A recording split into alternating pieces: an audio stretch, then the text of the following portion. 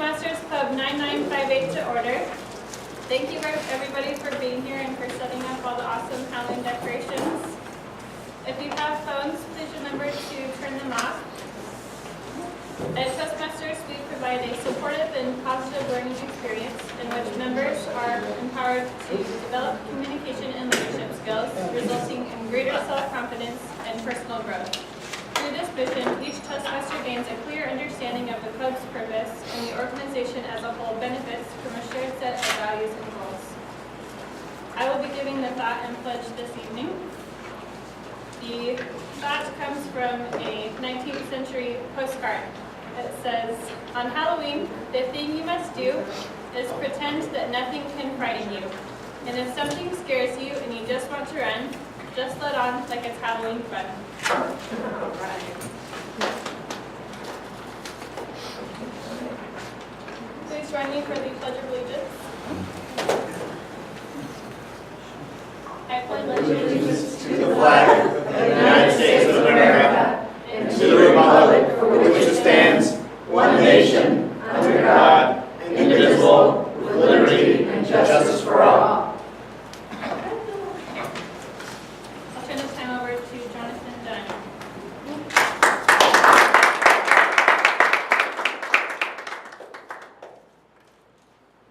Happy Halloween, everybody, and thanks for coming out. I'm sure it's going to be a blast tonight. Since we have some guests in the room, we'll talk about why we were called the facilitators to start.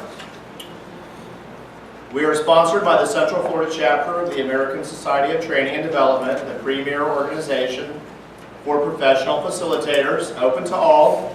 A good facilitator needs to be a strong communicator and an effective leader, and Toastmasters is all about communication and leadership. To facilitate means to make things easy and possible, and we want to make things easy and possible for each and every one of you tonight. And as I said, there were some guests in the room. It's time we're going to meet those guests. One of them's back there posing for a photograph as we speak. Alex, would you mind standing up and sharing with us how you made it here tonight? Hello everyone, my name is Alex. I am a guest of Michonne. She convinced me to, she asked me to join, and I've met Charlie. He actually, I think, invited me through Michonne. I've been to Toastmasters a couple times. I used to attend the Rollins location, but I haven't been in a while, and here I am. Welcome to Facilitators. And then we have Miss Wendy Wood. I'm sneaking in as a ninja tonight, just in case you didn't realize that.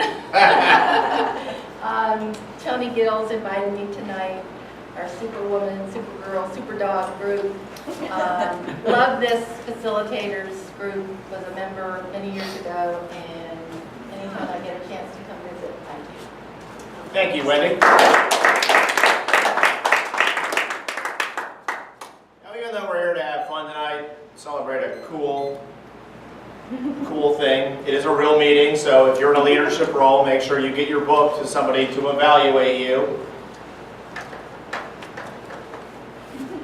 Hey, Tony, look over here. So get that to somebody.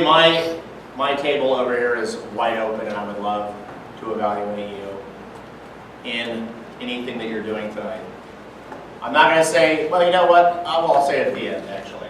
I want to launch into this. I'm really excited to see what our Toastmaster has in store for us this evening. He has given me no introduction. That's probably a good thing looking at him. I think he probably likes this holiday probably a little too much, but we love that about him.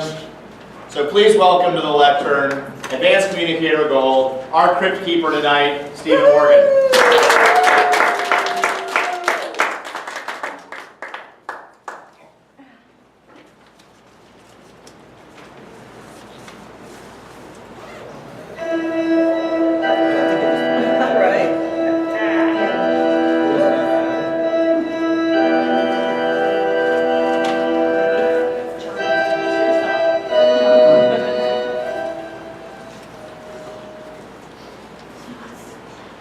Sure that got in the mood by now. Thank you, sir.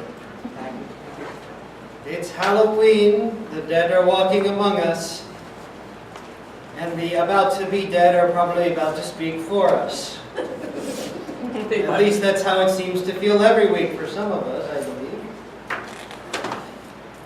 But it is now that we have the opportunity to relive or revisit those from the past.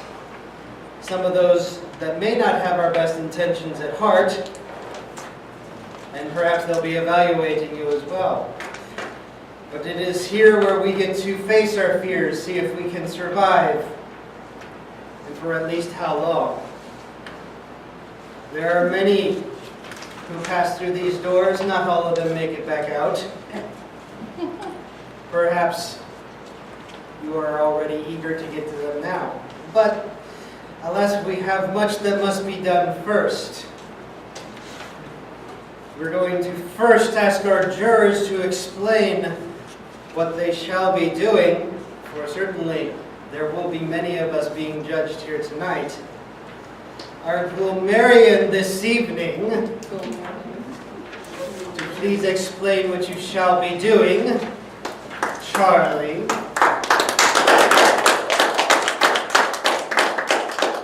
As grammarian, I have chosen the word of the day, which is daunting. I will keep track of those who use the word of the day. Those who have a chance to speak and do not use the word of the day will be fined $25. All right, 25 cents. I didn't bring money today. Guests and members who have not yet given their icebreaker speech will not be fined. I will also listen for colorful imagery and exceptional use of vocabulary and grammar. At the end of the meeting, I will report on grammar uses and suggest where I see improvements can be made. Mr. Toastmaster.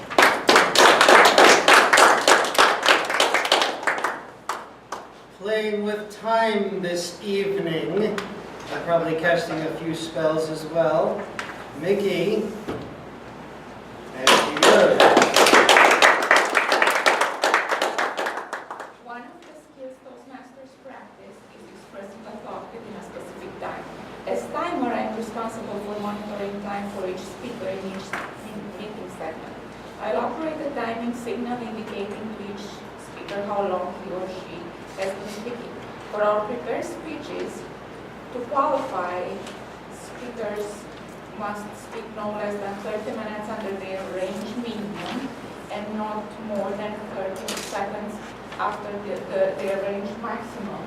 And we have all three speakers, the given time is between 5 and 7 minutes.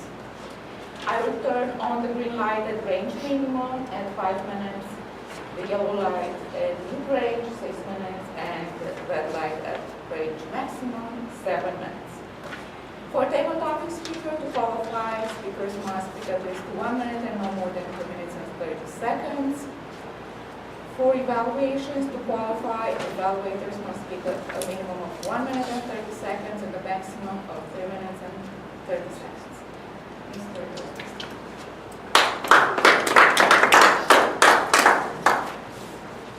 Point of order, my speech was supposed to be 6 to 8 minutes.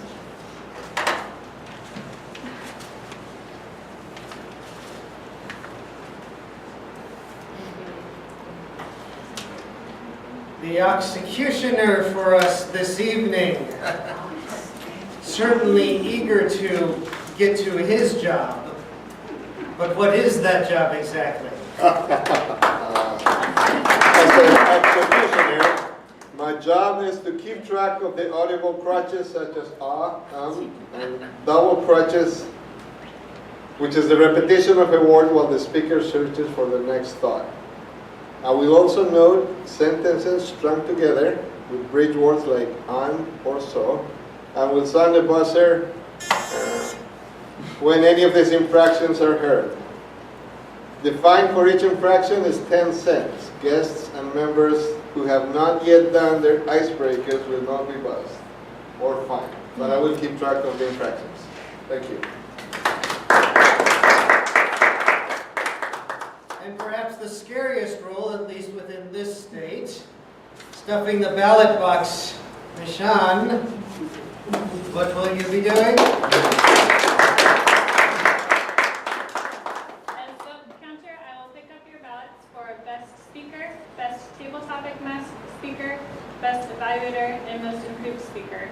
I will tally the results for award presentations at the end of the meeting. I will also pick up any comments you might have written for the speakers or any meeting participant and deliver the comments to the appropriate person. Thank you, Mr. Toastmaster.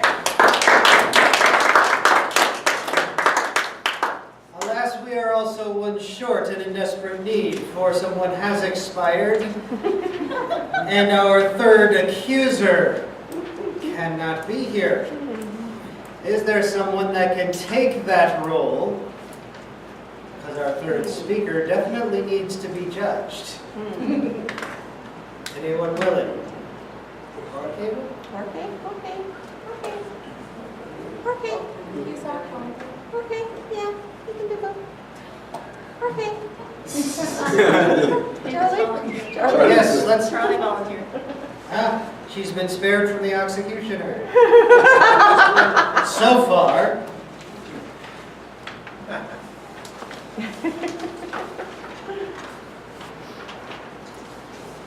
Good.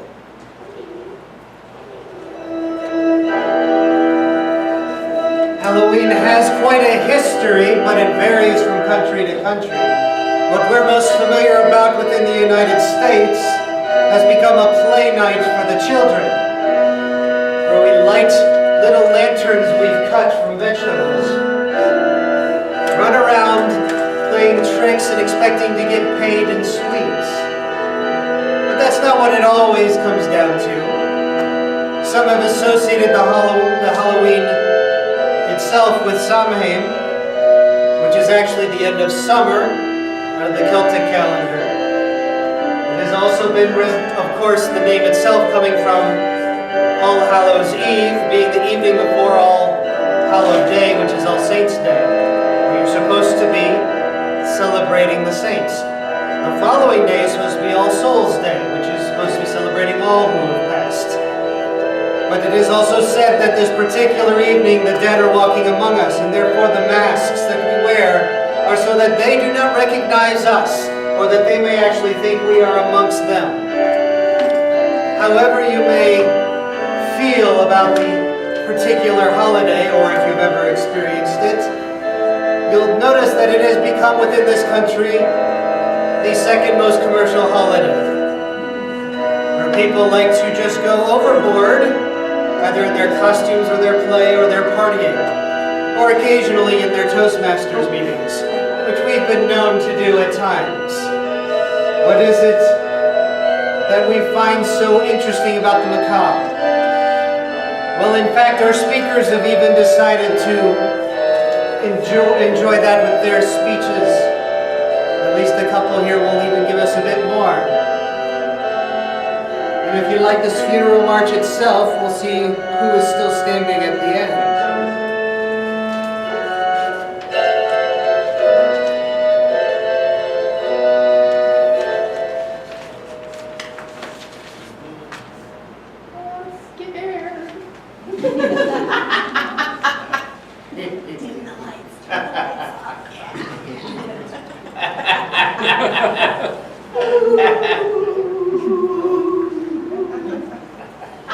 Someone's drinking the wine up. It is time to bring out the condemned.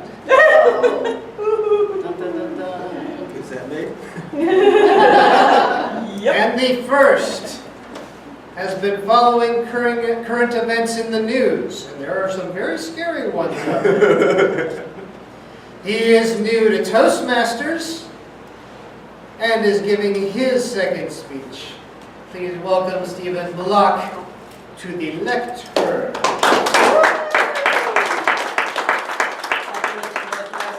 And thank you, fellow Toastmasters. So I found out last week, or that someone I was lifting weights with last week was diagnosed with Ebola. I'm not too daunted by the possibility that I may also have it. So what do you think about Ebola in the news? On September 30th, the CDC reported its first case of Ebola in the United States from a man who traveled from Liberia to Texas. The news was followed on October 10th and October 15th by 2 nurses. The later nurse had got on a plane and flown to Ohio, and then flown back. This triggered some fear that some of the fellow passengers on the planes may have been infected also. Some schools in Ohio and Texas closed because their students were in the same class as some of the passengers on the flights. The next piece of news that we received was on October 23rd. A man from no other place than New York City was diagnosed. This triggered a huge fear. The governors of 3 states, New York, New Jersey, and Illinois, all reacted quickly, and they issued quarantines without not much knowledge about the condition, about the virus. Nurses like Casey Hickox, who had traveled to West Africa in order to help people, were greeted by a quarantine inside of a dirty outdoor tent and allegedly had their human rights violated as a result of this fear. So now, Ebola has a pretty high mortality rate. The mortality rate is about 50%. So there is reason to be concerned about this.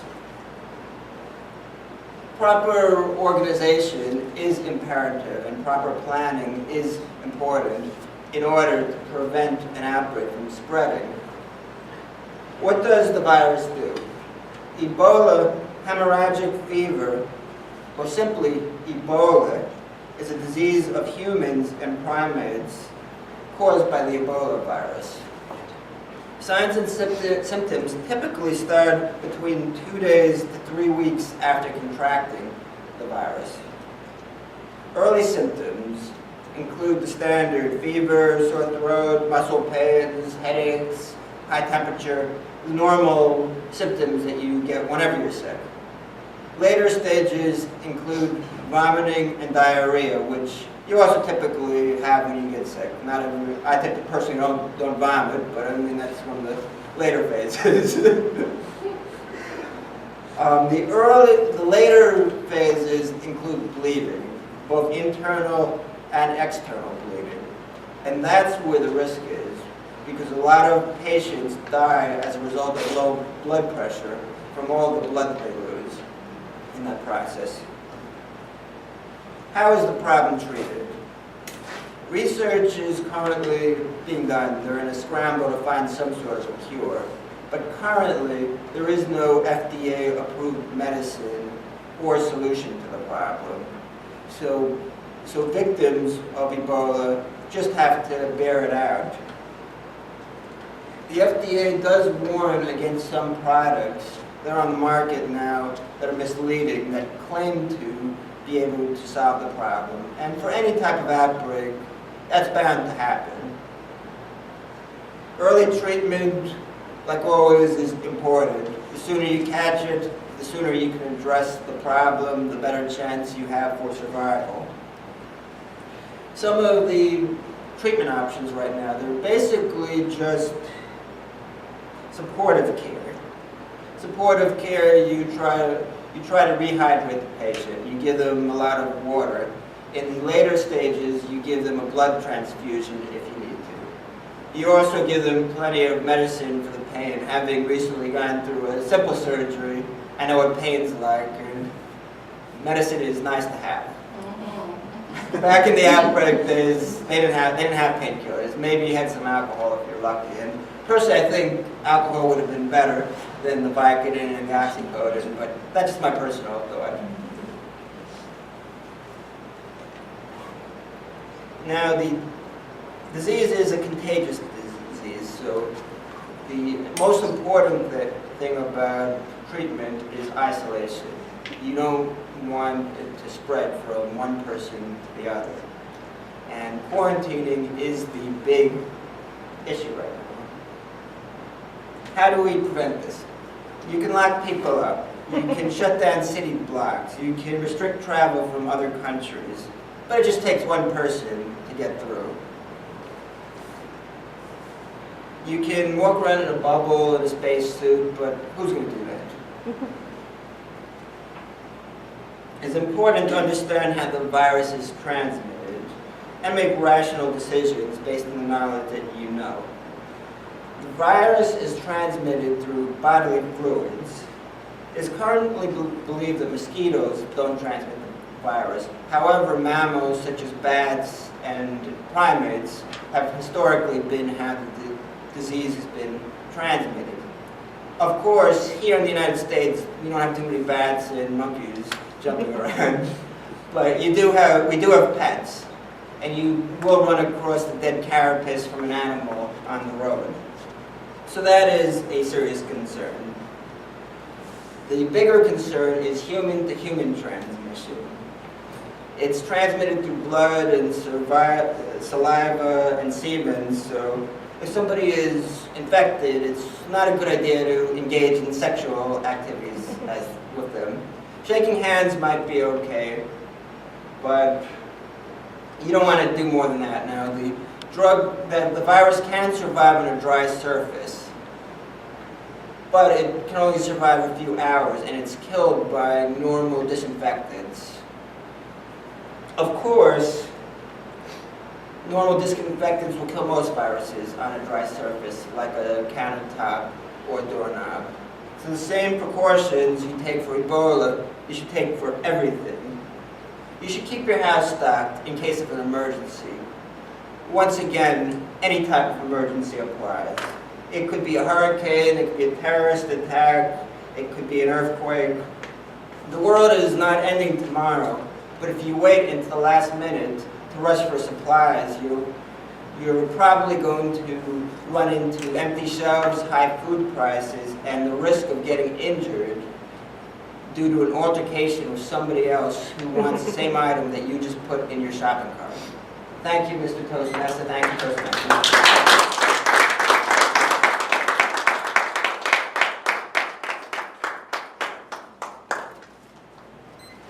I'll now take 1 minute of silence to write your condolences for the cadet.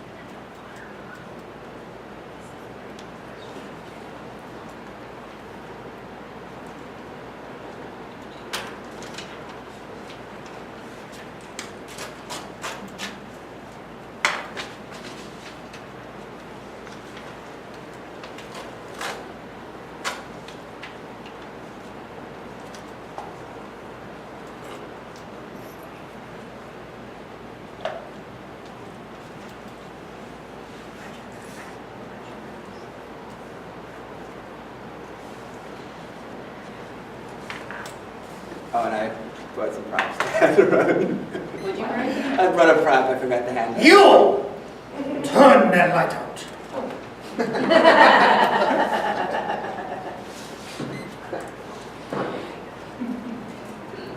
Linda Earls does not believe in ghosts. She does believe in demons. This spine-chilling tale is true. She narrowly escaped the terminal consequences that scores of individuals suffer each and every second. Please welcome our next condemned telling us about Halloween demons.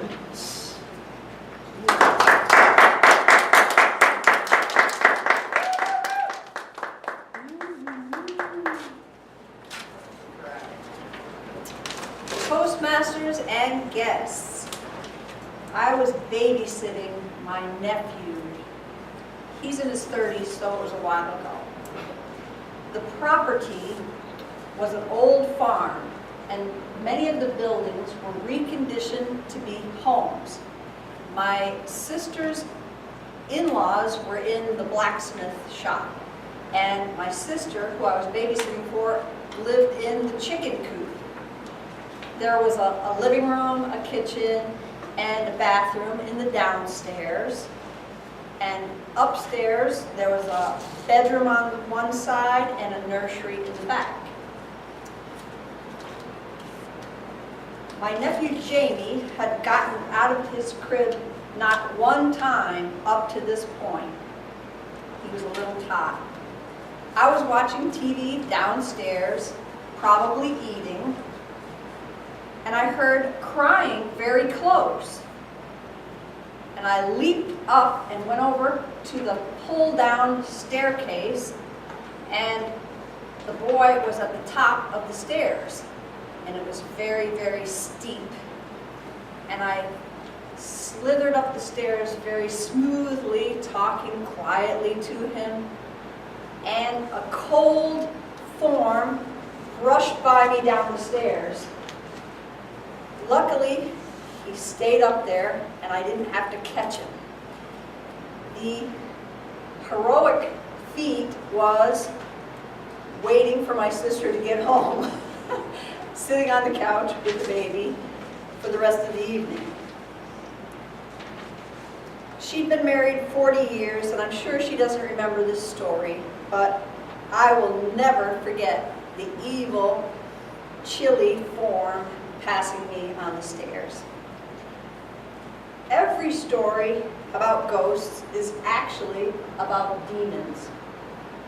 They have been around for a long time, and they don't look, get my prop, they don't look like this. I imagine this is what the devil's closet looks like, though. They can actually look any way they want, and they can imitate voices. And demons have seen all of your relatives through the vast years. They can appear like a person, any person, a mist, an electrical force. And their purpose is to mislead you. They hope you'll miss out on heaven. Everyone is going to heaven. That's their best trick. One Halloween evening, when I was too old to be out trick-or-treating, this was back in the day of the candy cigarettes. The demons used their vast knowledge about my ancestors, who are not immune to tobacco illnesses, to say the least. My cousin Diana was diagnosed with lung cancer this past week. I'm not likely to be like George Burns, who can smoke cigars and live to be 100. The demons knew, like the World Health Organization, that tobacco kills up to half of its users. And I remember the statistic, if you have Ebola, you have a 50% chance of living. So that should really impress everyone. 6 million people die every year from cigarettes. One person every 6 seconds. I was embarrassed to be out trick-or-treating at 17 years of age and in a different neighborhood than my own, where all the people were much more interesting. Since I felt too old and not very cool, I decided to smoke. There was a boy in my friend Kim's neighborhood who showed an interest in me. I was a solid 4. This fellow was probably a 2. He was very short, very round, and the little bit of brown hair he had was positioned in one eyebrow that went all the way across. Smoking was the only option. After I told Eugene to forget it. 18 years later, that's 6,636 days of smoking, I managed to quit. Although it was before the graphic warnings they have today. The ones with pictures are especially effective, like poor Terry taking all her parts off. And as I was on my way over here, driving along, God said to me, "You left out the best part." I said, "But I already told him that in another speech." He said, "Tell him again." 3 times I tried to quit smoking on New Year's Eve, and the first time, daunted, laying in bed, crying, not pretty. The second time it was worse. Well, the third time I decided to pray when I wanted a cigarette. And the next morning I woke up and I never wanted one again. It was really, really wonderful. I'm not saying that everybody has that kind of luck, but don't be a horror story and let the demons who gleefully lead you down the path to destruction win. Thank you.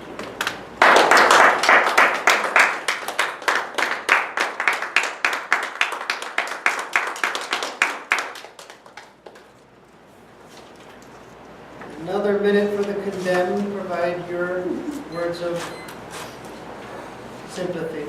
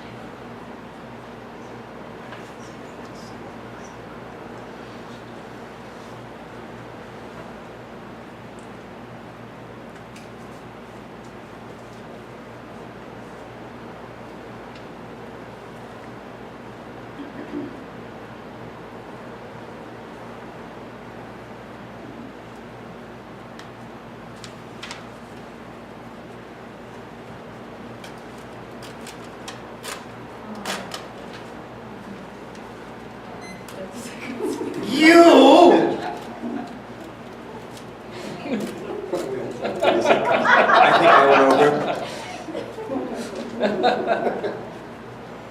Our next speaker, condemned, loves Halloween and everything to do with it. Everything from the costumes to the candy to the scary stories. Although it wasn't Halloween when she gave her first speech, she was scared to death to give it. To this day, giving speeches feels like a scary Halloween story to her. Working out of the advanced manual interpretive reading and doing project number 1, read a story. Our next speaker hopes to scare you this evening by reading to you a scary story. Which, by the way, does mean she is supposed to read from the text. Reading the story Nightmare House. Please welcome distinguished Toastmaster and the fairy tale princess this evening, Susan Morgan.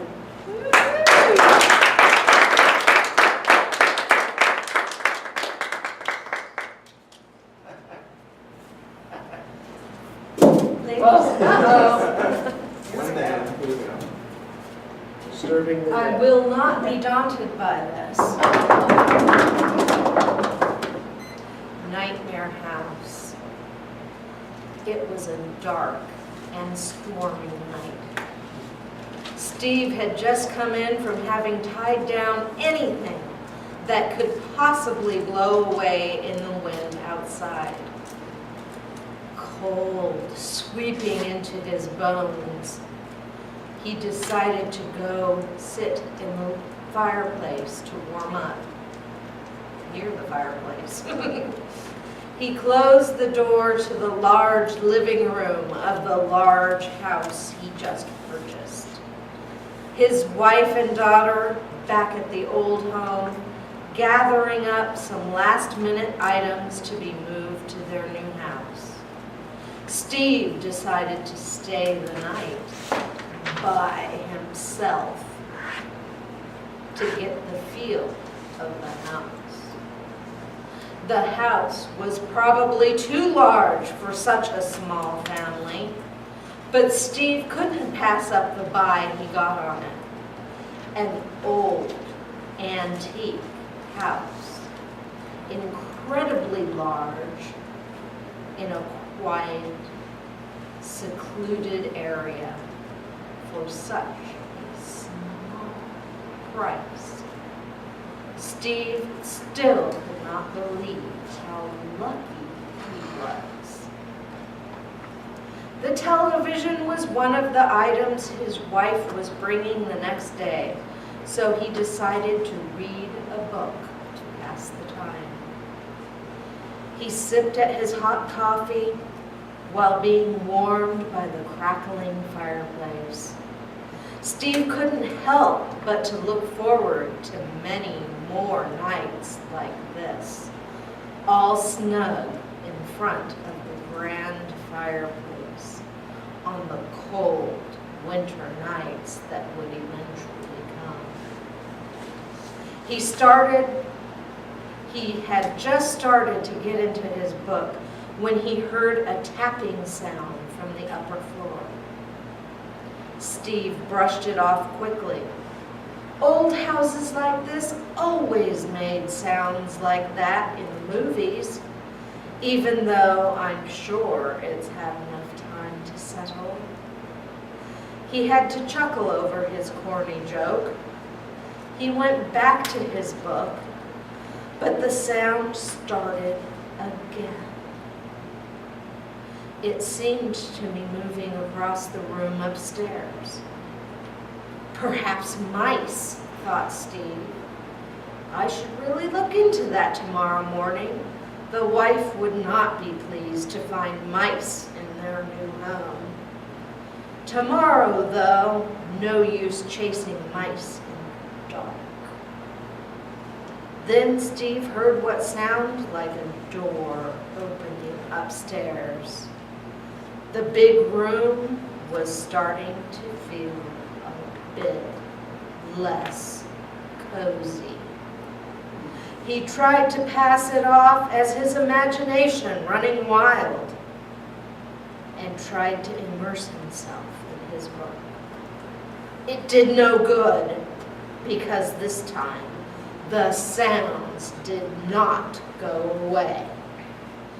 The tapping footsteps started to sound like they were coming down the stairs that led to the living room's door. Thump, thump, thump, louder and louder as it went down. Steve had put down the book now and was staring at the door with great intensity. What if it's a robber, he thought, or worse? No, he mustn't let his imagination go wild. He stared at the great door and heard the footsteps keep thumping, finally coming off the stairs and towards the door. Thump, thump, thump. He stared at the door, his fear increasing. Thump, thump, thump.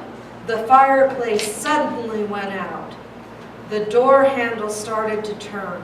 Steve was too frightened to get up and stop it, stuck in his place by fear. Slowly it creaked open until it finally completely opened to Steve. A great blinding light filled the room from the door. A blood-curdling scream arose from Steve. Linda pulled into the driveway in her truck. She was sure she finally had gotten every last thing and was ready to move into the new house. Her daughter bounded out of the car and ran towards the house. Linda thought, not for the first time, that the house was much too big for the three of them. But Steve was too much in love with it to change his mind. Steve, she had told him not to spend the night in that house alone, but he had insisted. She smiled to herself. The big goof was probably going to tell their daughter all kinds of ghost stories he made up last night, and she'll end up trying to soothe her to bed tonight. Her daughter bounded into the house. She followed closely behind. She called Steve. No answer. Probably still asleep in that huge living room, or can't hear us through the door. He loved the room most about this house. She told her daughter to check the living room for her father. Her daughter went off to do that. Linda started unpacking some of the food they had brought in the kitchen when she heard a scream from her daughter. She ran to the living room to see what was the matter. She looked in and screamed herself. Steve was sitting in his chair, book on the floor. His hair had turned stark white. His clothes ripped, and it looked like he tried to claw his eyes out with all the claw marks on his face.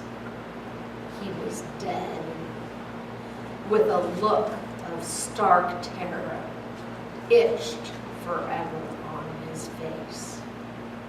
Linda retched and cried. What could possibly have done this to her husband? What? Then, through her sobs and her daughter screaming, she heard thump, thump, thump. Mr. Ghostmaster.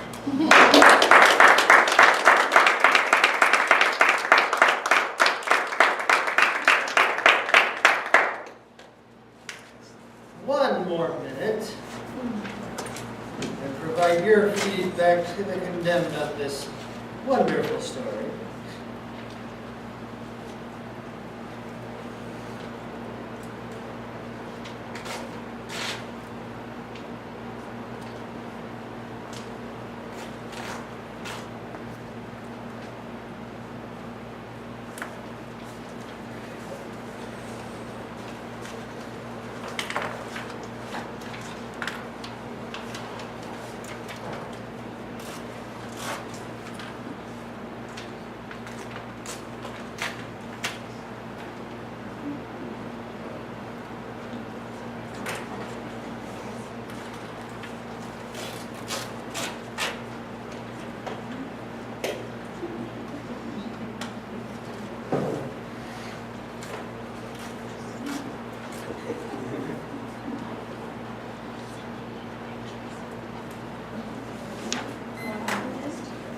That's true. Or are you making up for past time?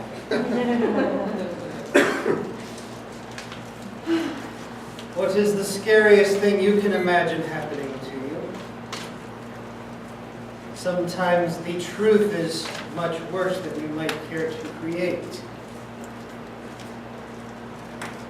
A woman, I believe, if I have read it right, down in South America. No, actually, this particular one was in Los Angeles. She was herself Hispanic, though. 82 years old, had come to the emergency room, been brought there. Had been diagnosed that she had died. It was presumably a heart attack. When her family came to claim her body the next day, they found it not in the drawer of the morgue where it was supposed to be. but on the floor, beaten and bruised, cut out of the bag. And they were concerned somebody had defiled the body. So the investigation took a little bit longer than you might think because the dead body is not nearly as much of interest as those who are still alive, well, except for this night. But what the investigation discovered was that the wounds were self-inflicted, that she was not dead at the time she arrived. She was merely unconscious, but she was, 82 years old, and they assumed. Of course, she must be already dead. Instead, she must have awoken within the body bag and inside the morgue, inside the drawer, and had to claw her way out. But alas, it was also, as morgues are, very cold. And as she finally worked her way out of the bag, somehow managing to kick the door open, unfortunately, by the time she was able to get out, she had also gotten so cold she could barely move. And the eventual result was that she had frozen to death in the middle of a hospital. I'm sure that wouldn't scare any of you, now would it? Well, if that didn't, I am sure that the Inquisition will. Because our Grand Inquisitor this evening is also one of our newest. Except for a brief exposure to Toastmasters in 1968. Stephen, we have a timer's report. Curses! Yes. No, you may not.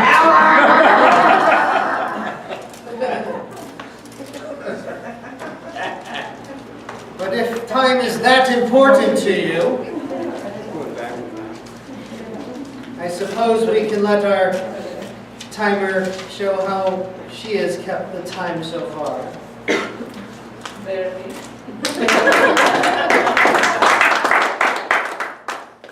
Stephen Block required time 5 to 7 minutes. He spoke for 7 minutes and 29 seconds. Well, I barely qualified. He qualified. Linda Lars required time 5 to 7. She spoke for 6 minutes and 24 seconds. She qualified. Susan required time 6 to 8 minutes. She spoke for 8 minutes and 11 seconds. She qualified. Thank you.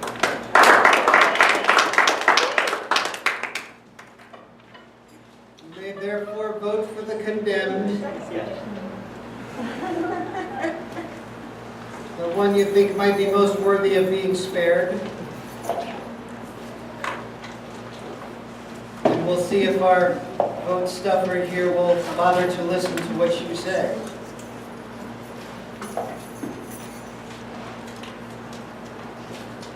But the Inquisition will not be put off.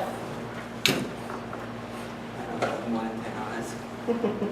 Must still happen. Therefore, except for the brief exposure to Toastmasters in 1968, Ted Ullman has been a member of You Talking to Me since last April. His career includes computer programming, systems engineering, and teaching. That's scary.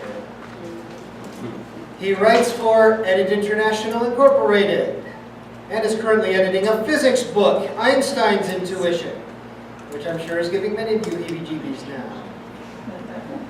Ted has raised 6 kids, cherishes 17 grandchildren, and dotes over 2 great-grandsons. Therefore, he's quite due for us here tonight. He is a founding member of the Fort Lauderdale Center for Inquiry and is president of the Coalition for the Advancement of Science Education, which are both 501c3 organizations, much like our own. So please welcome your Grand Inquisitor this evening for your Inquisition.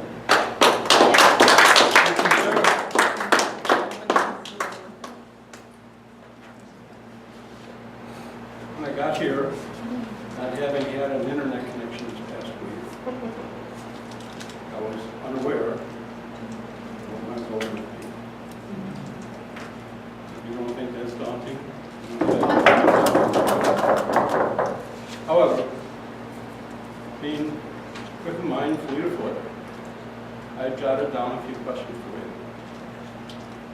And although I may not know all of your names very well, I may instead alter this procedure slightly, because I know I've sat out there and, oh, I want that question, I want that question.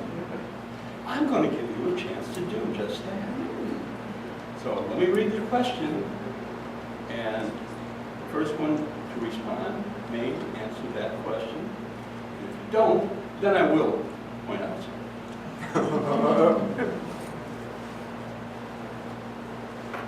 If you wandered into Sleepy Hollow and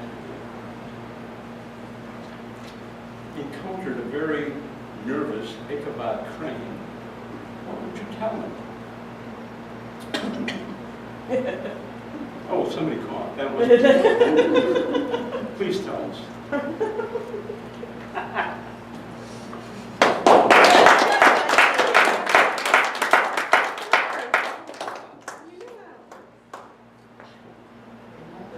I ran into Ichabod Crane. What's the question? And what would you tell this very nervous Ichabod Crane?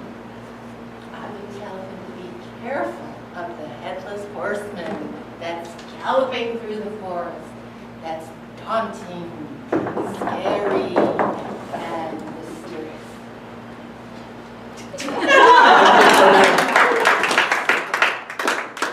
A lot of practice, eh? If you could time travel, what horror story would you wish to be a part of? Could you louder, please? If you could time travel, which horror story would you like to be a part of? Well, you're also a leader. Please tell Well, actually, I'd prefer not to be part of any horror story. I want to have a perfect life. I want to have that perfect body. I want to be a foot taller. I want to be 20 years younger. You know, I want to have that perfect supermodel. I want everything to go well. I want to be rich. I want to have nice cars, a nice house. I want to be the smartest person. I want to have a whole bunch of PhDs and doctorate degrees from prestigious organizations. I want to travel. I want to save. I want to develop cures for all sorts of illnesses. I want to make everybody's life happy. I don't want to have any suffering in this world. I want to create a perfect utopia.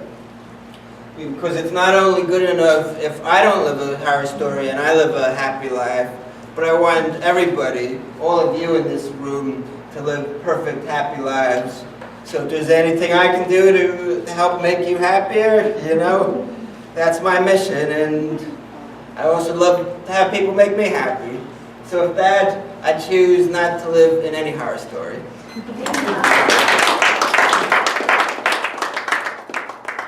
Have you ever carved a pumpkin? What? And what about it? Louder, We can please. hear you. Louder. Have you ever carved a pumpkin?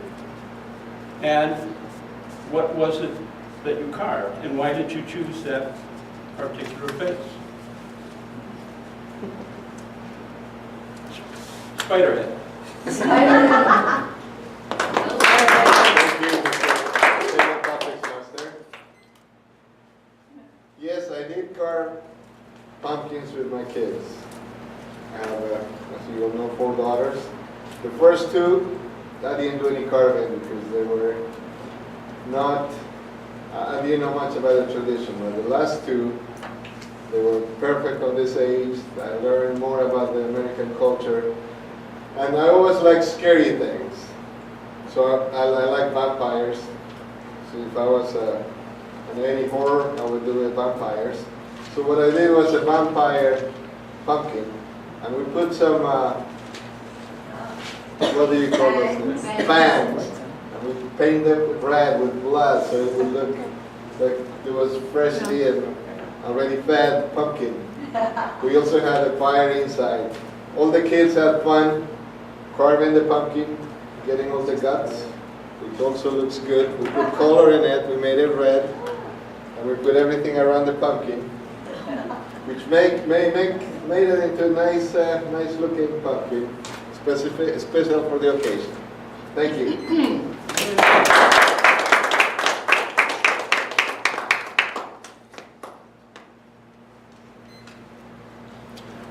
What trick have you played on Halloween? That's good. Anybody have a favorite trick?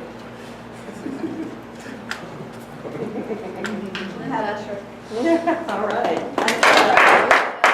I cannot take credit for this trick. It was my brother, who's 6 years older than I, and we lived on a dead-end road.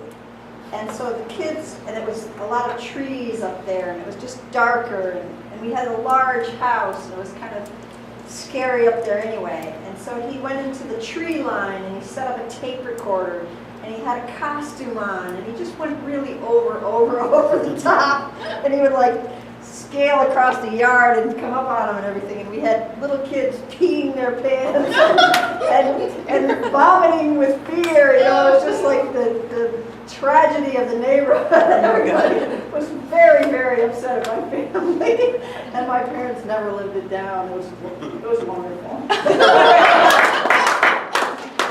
Very good. All right. If you visited Ireland, which of the little people would you be most concerned about? Any Irish in here? Vicky, where are you hiding from? Romeo. I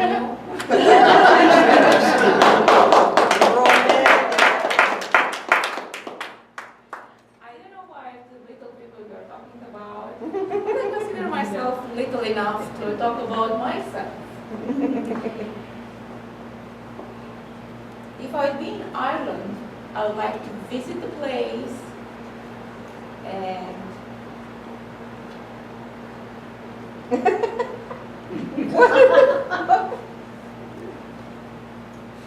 me start all over again. Restart the timer. I started the timer, now I'm waiting for the time to pass. Your time travel. I don't have imagination in any way, so I cannot make up a story about what I would do if I were in Ireland. I've been only in Romania and here, and I take care of myself the best way that I can. That's all I can say. Thank you.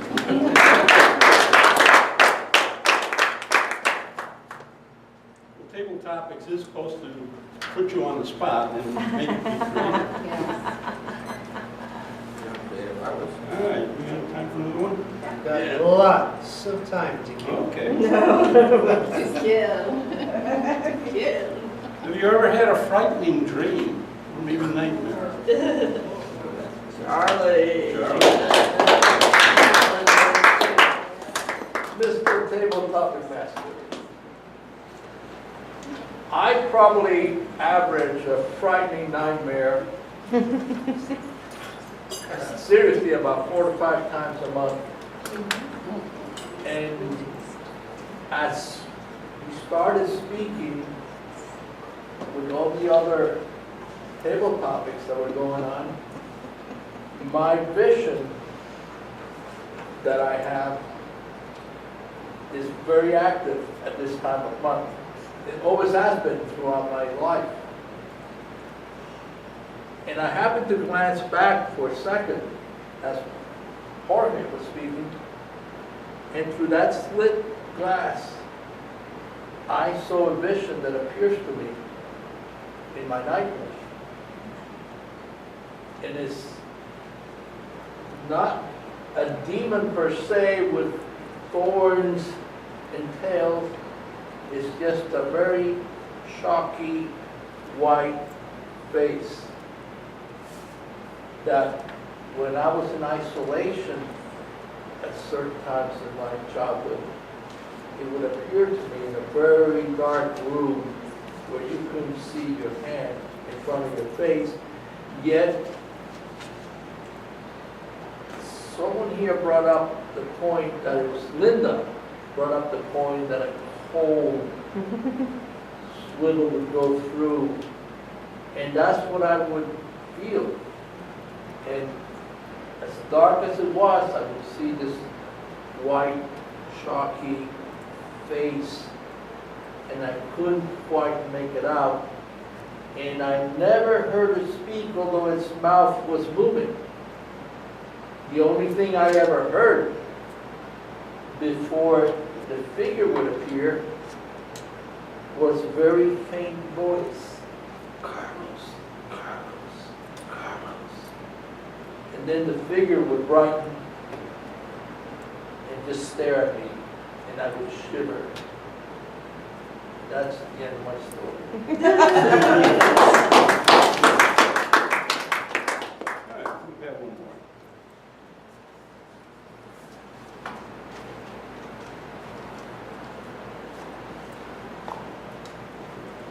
Nikki, please.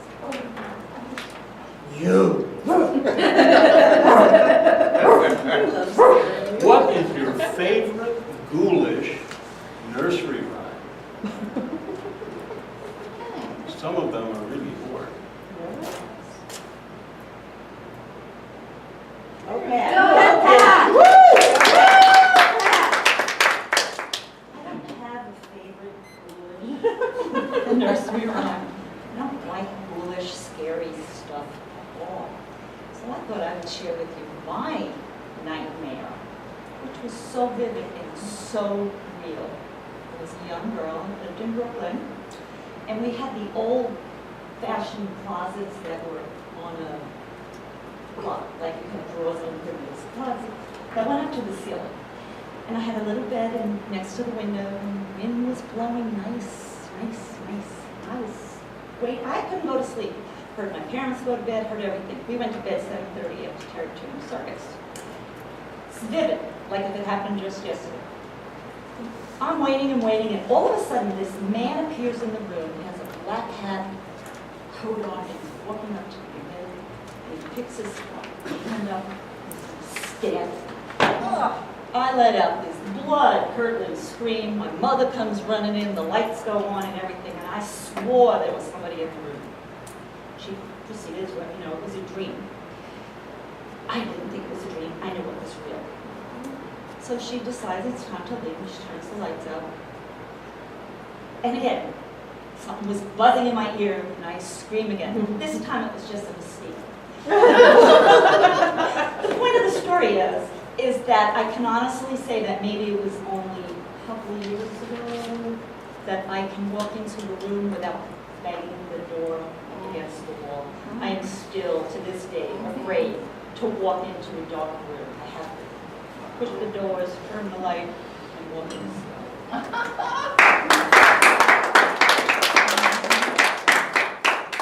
So glad you've overcome that fear.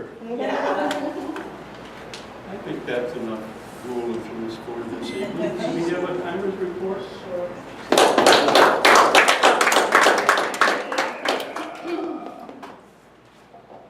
Wendy, I have to confess, I didn't understand the question, so I didn't write it down.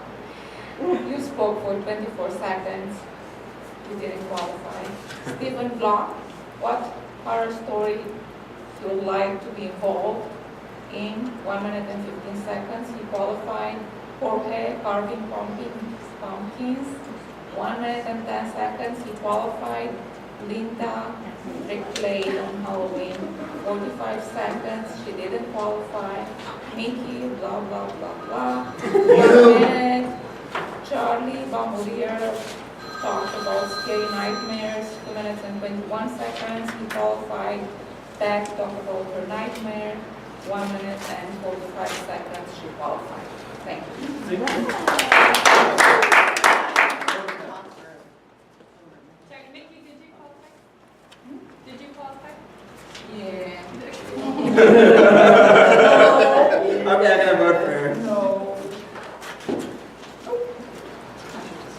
So you seem to have survived the Inquisition. A few of you have even confessed. Therefore, it must be time for judgment.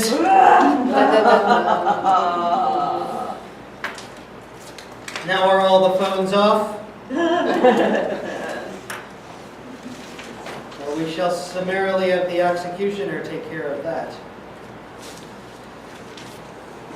Since the night is getting quite late and there is still much yet to be done, it is time for the judgment to come forth. Halloween was never one of our Chief Judge's favorite holidays until she discovered Central Florida facilitators. After years of shedding layers and layers of her professional facade, Tony can now express herself in living color. Last year, she dressed as a clown, everyone's most scariest. Never would have happened without Toastmasters. And this year, she is milking the bionic Superwoman costume to great lengths. She even got her mother, Super Mother, and her dog, Super Dog, involved in the festivities. Here to lead the judgment and criticism section of this meeting, please welcome distinguished Toastmaster Bionic Superwoman, Tony Kittles.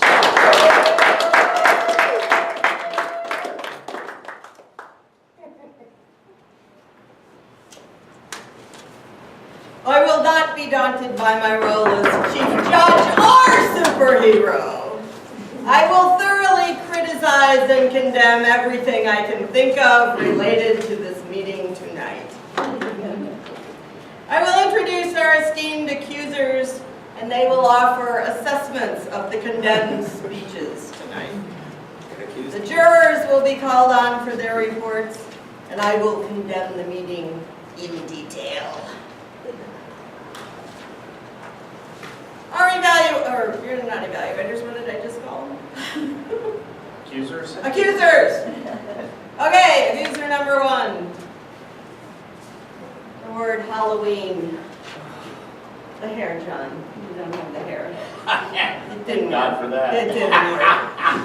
The word Halloween means holy evening. And each and every week, our next accuser attends one of our weekly meetings. He considers it a very holy evening. He also understands that Halloween is a time of getting scared. Thus, he finds it ironic that this evening I will be introducing him, as upon joining facilitators, he was scared of me.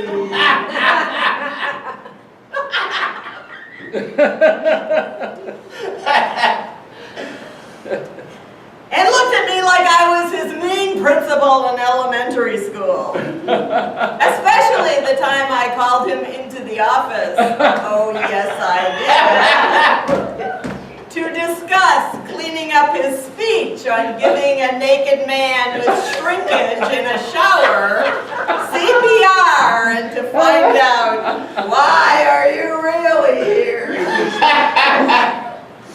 Like many fears, he since realized it was truly false evidence appearing real, and values our friendship immensely. So immensely, he dressed up as me tonight. Outside of 66ing the briefs. Please help me welcome Advanced Communicator Gold, accuser number one, Jonathan Tony Claire Gittles.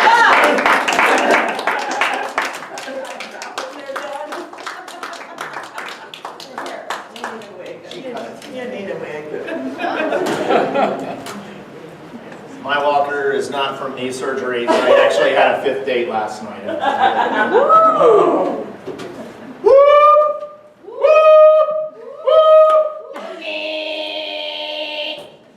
The following, this sound, fellow Toastmasters, most honored guest, and specially you, Stephen, a non-daunting evaluation on your PSA-like speech from the Organizing Your Speech project and your Competent Communicator manual on Ebola.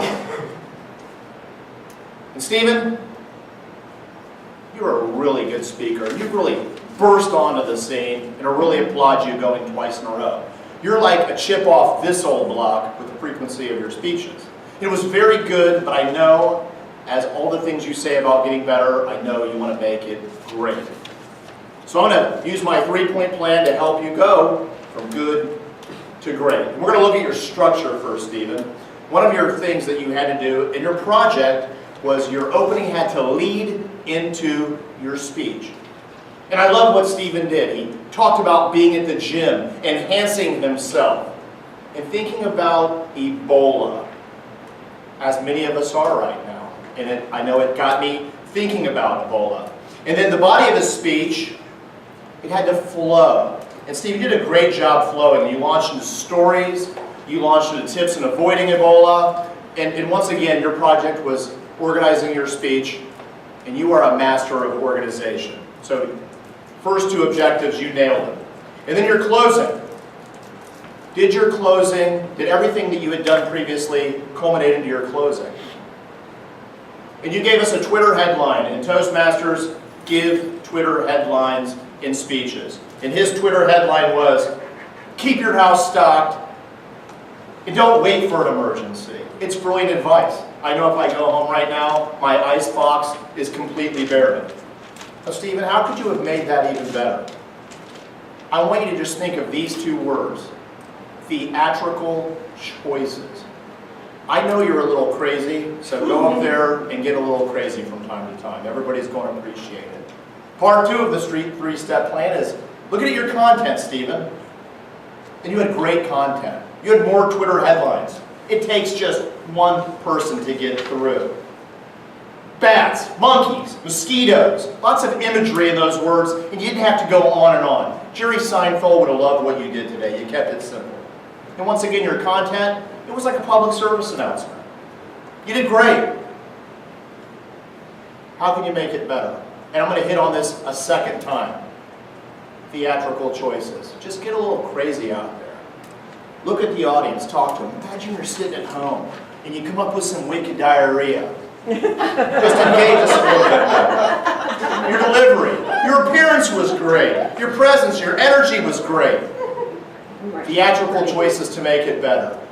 I had diarrhea. I vomited. Change your voice up a little bit. Brother Steve, it was a pleasure seeing your public service announcement and watching your growth just last week. Madam General Evaluator.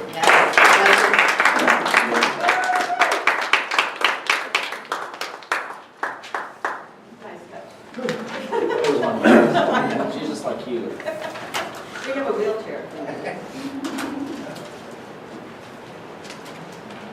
Our next accuser loves Halloween. 5 years ago, he had the bright idea to dress up like a gorilla and sit in the front yard to scare the kids who came for candy. He was so scary, the kids were afraid to come get the candy.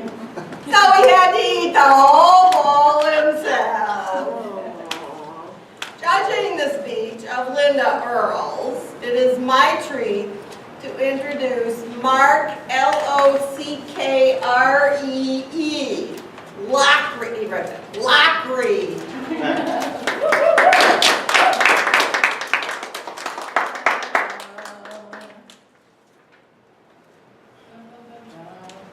Mr. Ghostmaster! Fellow Toastmasters! And especially you, Purple Avenger! Tonight, I accuse you of delivering speech number 4 from your entertaining speaker manual, the dramatic talk. I must say, well done, my child. Are you my child? Let's first talk about structure. Your speech was deliciously dissected into 3 scrumptious sections. First, the opening. No hiding behind the lectern for you tonight, Linda. You are out in front, in command, where you should be. Your intro grabbed our attention, and who wouldn't be excited about babysitting old farms and chicken coops? The second section of your speech, the body, solid use of imagery and vocabulary. You had action, you linked up. You had creepiness, you slithered smoothly. Nice transition into your battle with your nemesis tobacco as well. It was informative with statistics, but you made it your own and personal, which was part of your objectives. The third part, the conclusion. Way to bring it all home and sum it up with your victory over your battle with tobacco. If I might suggest one course of action for you moving forward, I would like to see less use of notes. You've been here a long time, Linda. I know you have it in you. This is your story. You live it. And if you don't use your notes and you get lost, we probably won't even know. Great use of visual props as well. You had excellent hand and eye movement. Linda, tonight, my love, you were not a solid 4. You were a delectable 9.8. Miss General Evaluator.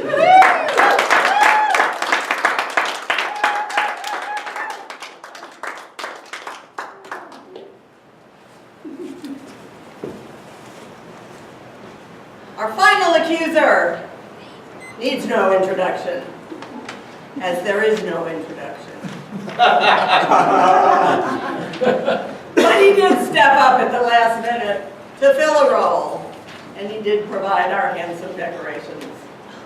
Evaluating the reading of Susan Morgan, please welcome Charlie Pomerleau.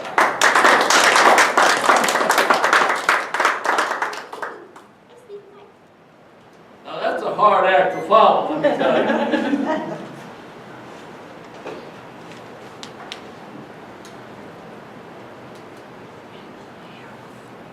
Toastmasters, that super woman over there, and of course, Susan Morgan. Susan, I have to tell you that I was very disappointed when I first heard that you were gonna just read a speech. But now I have to admit that I am in awe of the way you presented that speech.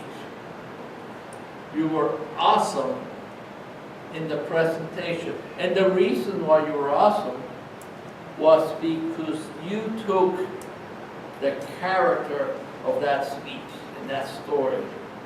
You really got into it. Your outfit was outstanding for that speech, because it shows how much you really get into Halloween theme. And I have to say to you that I really paid close attention to that story. And because I'm very vulnerable to these kind of stories, I had goosebumps all the way through your story, because I really could imagine everything step by step as you described it. Susan has something special when she took that part. She was very, very explicit in the parts that it took necessary for us to listen. And that was what made this so daunting of a story, was that she paused at the perfect timing. And that's what this is all about, is pausing at the very exact time that you need to relate a story that we can all appreciate. I love the way that you were able, while you were pausing, to look at everyone in the room and not exclude anyone. Even the little doggy over there got your eyeballs. But I have to say once again, I am so impressed with the way that you delivered that story, that I can't wait to hear another one. Even though I mostly don't like people to read things, I thought that was awesome, and you did a perfect job. Congratulations.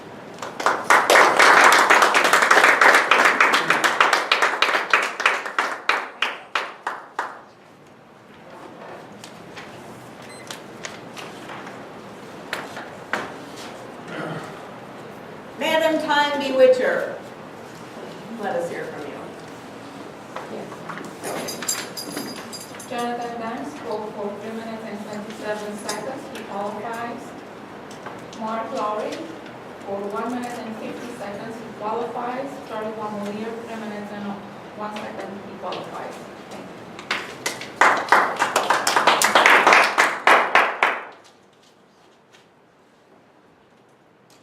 Our executioner, it is your turn. Spider-Man! Hello! Welcome to Toastmasters. It is time for your report. Thank you. The spider webs in my head. I know, I got it. This meeting was so great. Not too much action. I think we need new members. Stephen Morgan, 1 double crutch. Stephen Block, 3 double clutches, 3 saws on bridge words, and most of them during the I think I did more than that. Ted Allman, 1 saw. I had a few double crutches. I remember doing that. Mickey, 1 hand and very open hand. And that's all I have for now. I just wanted to say I don't know what the meaning of the word daunted. I couldn't use it. Okay. Thank you. You just did. Thank you.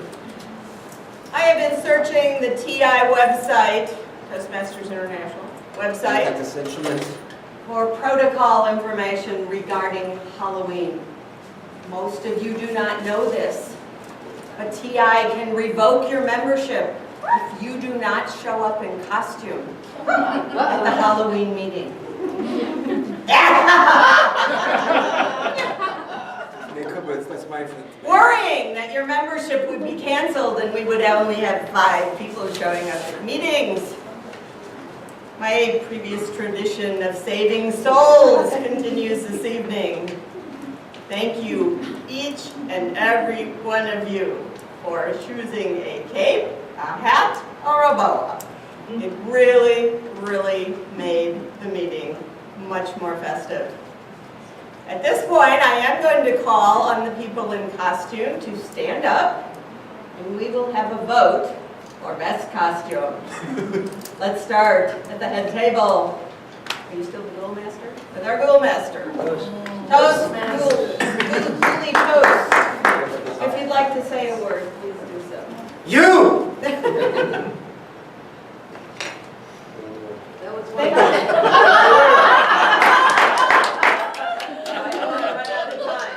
You get 1 word too. Change you can believe in.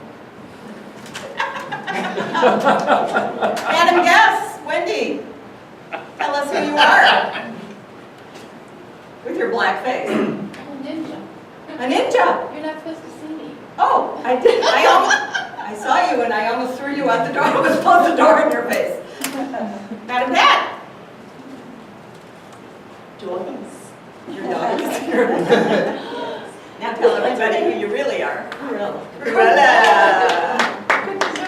Lockery over there. My word of the day, schleptippity. Rosa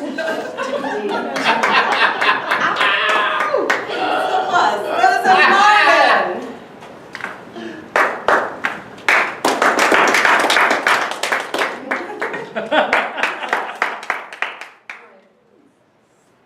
And the superhero family. Yay!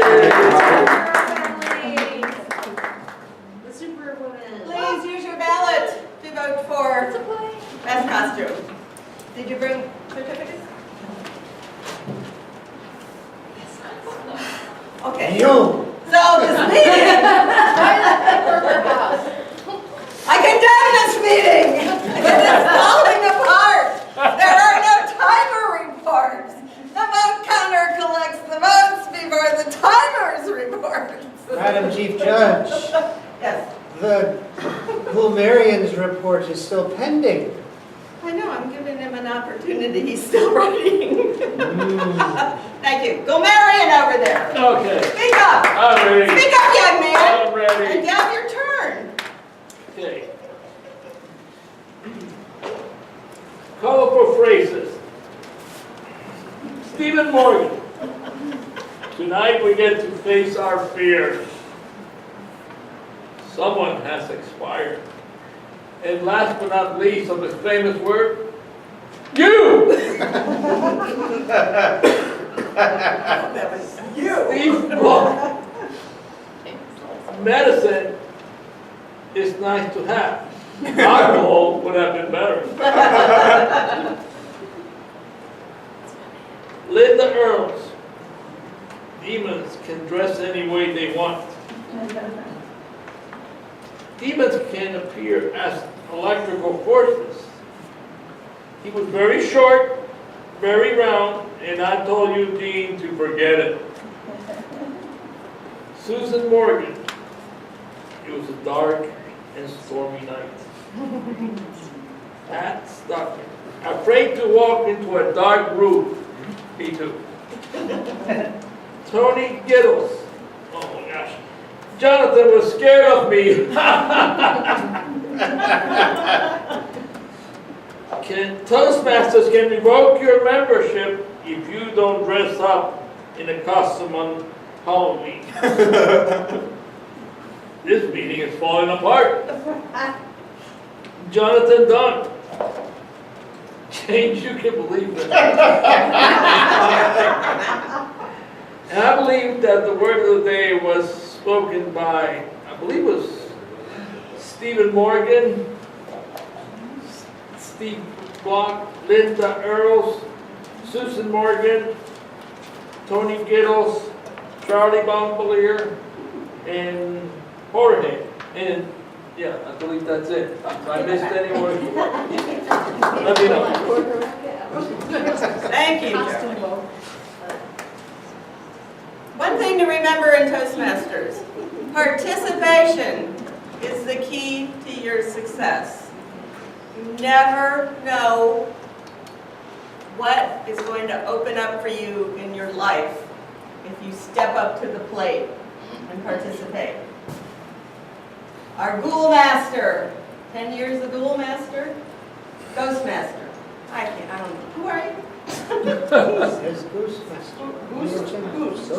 Oh, I cannot read this crazy. Good time. But it's so simple. About the time. That was my other criticism. I can't change it. Thank you. Susan, thank you. Those of you who brought food, not enough of you. Step it up a notch. I'll bring asparagus next time. Thank you for the wine. Charlie, out of sight with the decorations. Who else? Pat got out of her sick bed to join us tonight. Bravo. As well as Wendy. Wendy is a cancer survivor. Thank you, all of you, for participating tonight.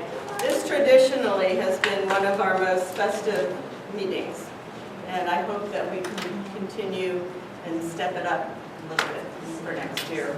But I love that spider thing. Thank you for wearing it. Mr. Dunn.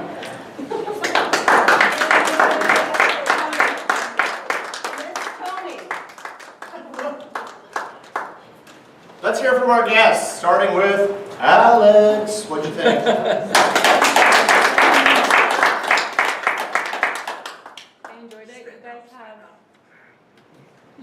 This group definitely has a lot more enthusiasm. I know it's a holiday, so maybe that contributed, but I have a feeling that's not the case. I have a feeling you are... There was only one bottle. There's no way that was contributing to all of you. But it was a really good meeting. I enjoyed it. Thank you for having me, and I'll be sure to come back and check it out. Typically Wednesday nights I have another obligation, but every once in a while I can, so I'll try to switch it up and come back when I am free. Thank you. Facilitators, we love to have Alex here as a permanent member.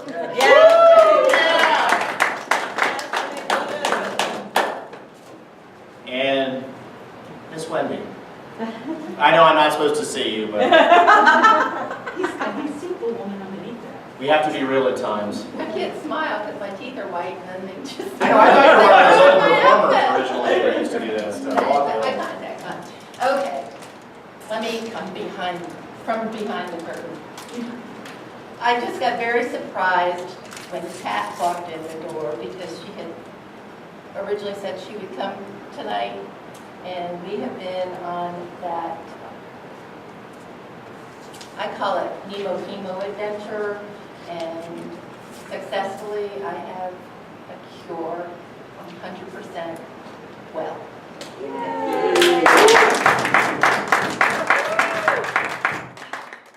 The side effects still come and go a little bit, but I am on the far, far side and reinventing what's next for myself.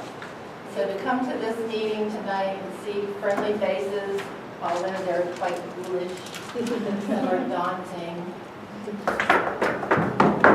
Daunting.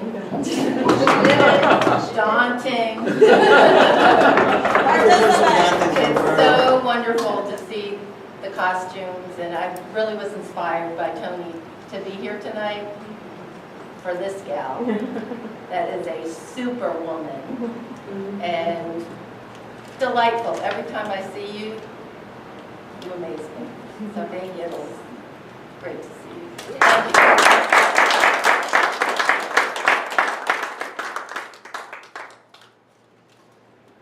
Marcus and myself are representing this fine, fine club at the district conference in Jacksonville in 2 weeks. We will be setting the intention that we'll be bringing home both trophies to this club.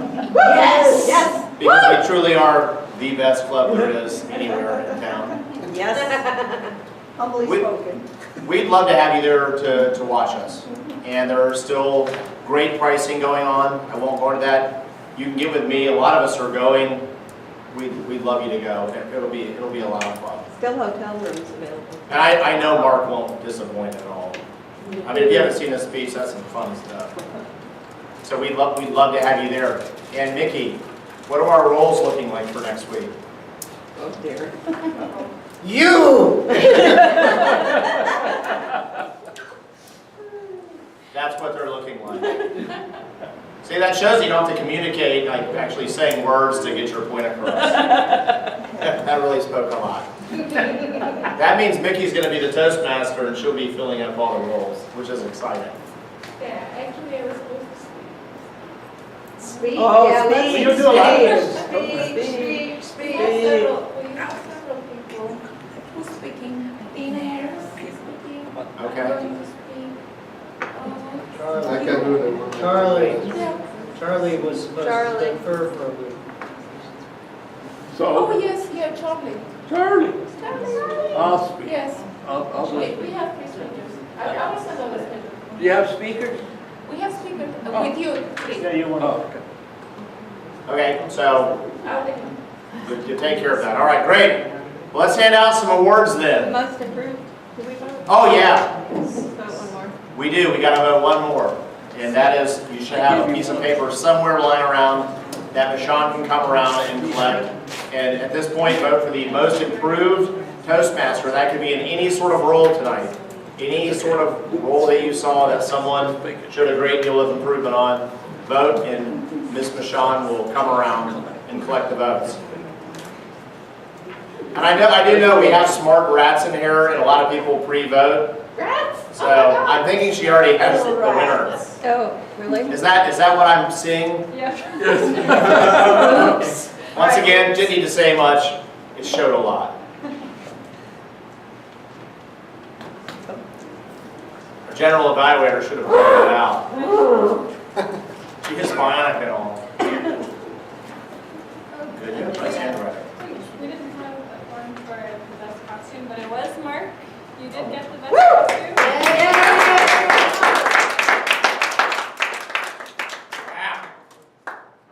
All right, the Tim Chastain Award for going above and beyond the call of duty.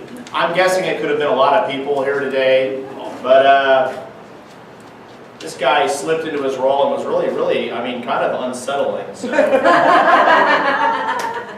I'm thinking there could be like some secret life series of speeches coming up soon. So the Tim Chastain Award is going to go to you!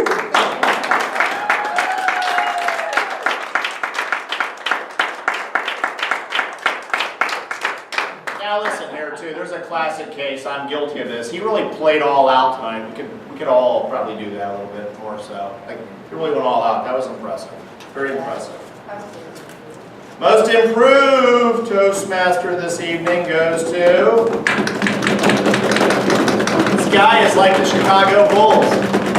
Weird that he would get most improved, but it goes to Mark.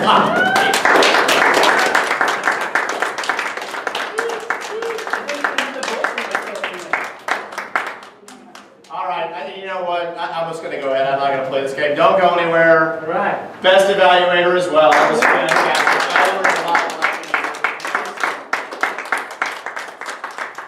The Table Topics Award winner. This lady came in late. She burst onto the scene. She's been in semi-retirement. Elvira.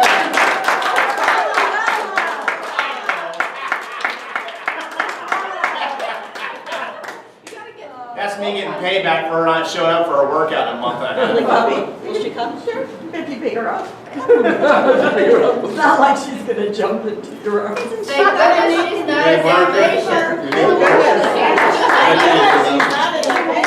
Good job, Elvira. And Ready? Photobomb. Get in there. They're done. Goodness, so cute.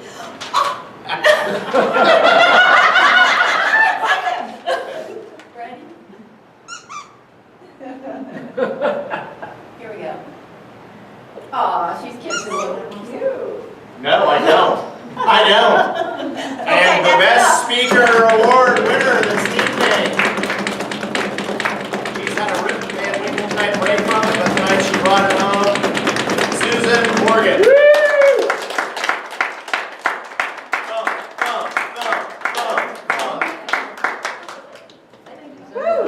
Hey, Susan. I know. Hey, Susan.